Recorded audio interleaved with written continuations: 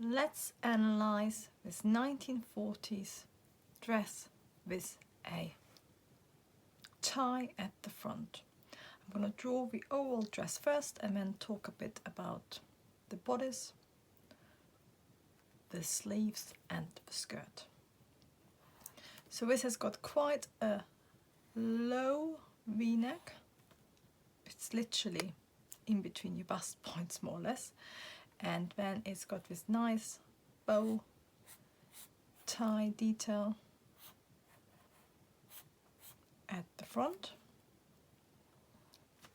It's got this typical 1940s shoulders, which will have some sort of padding, so you can see her normal shoulder is probably more like that, so it probably extends slightly past the shoulder. It's got a waistband which sits on the true waist, and then it's got some really nice style line underneath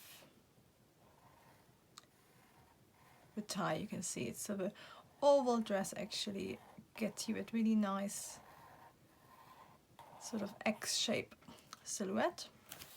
And then in the skirt you can see past the waistband. I think the waistband is part of the garment, but of course if you want to, you can make it separate as well. It's up to you.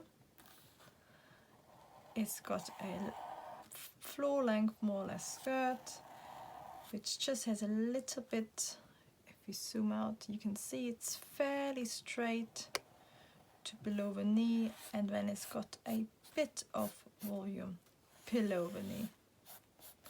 And I've drawn it a bit too straight. So that's the over silhouette. It's quite straight. And you can see with the skirt, it's not quite a 6-panel skirt. It's slightly wide at the front. So if you want to make it, you can use the trumpet skirt tutorial from Patreon from last year, and it's all about how you will get these shapes and basically end up with these really nice trumpet shape skirt panels, but which fit your body and which are the width you'd like them to be. So that's how the skirt looks like. Then let's have a good look at the sleeve, which I really like. So the sleeve will have some sort of padding, as I said, like a shoulder pad, and then it's just a really narrow sleeve, pretty fitted, and it has like a few little buttons there, and that's because of course no stretch. So if you want to really fitted sleeve, you probably have to have some sort of opening to get your hand in. So it's got like a few little buttons here as detail, which is beautiful. And then it's got these 2 little darts at the front, and it will probably have corresponding darts at the back. And for that you can start off with a gathered sleeve tutorial, but instead of gathers you end up with a sleeve pattern which looks like, I would imagine like this. So it probably has 4 little darts. So that's your sleeve. And then for the front, you can actually, for that you can use the I think I've got on Patreon, I've got a 1940s, it's something like a bolero tie dress, and that is similar. You can use it as a starting point, but otherwise what you basically end up with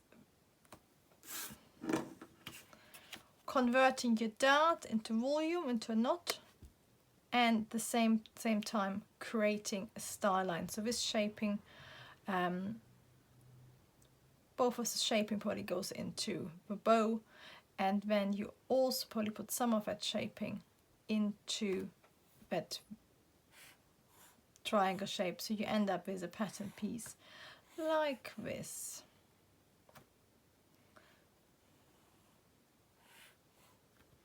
So it's quite an abstract pattern piece, but you basically just move all your volume into a tie. So it's quite straightforward to make.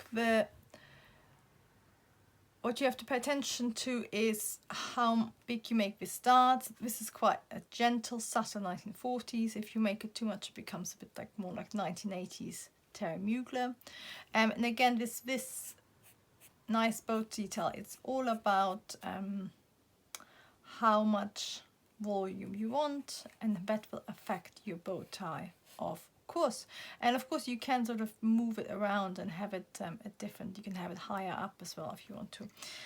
It's up to you. So this is a quick analysis of a 1940s dress.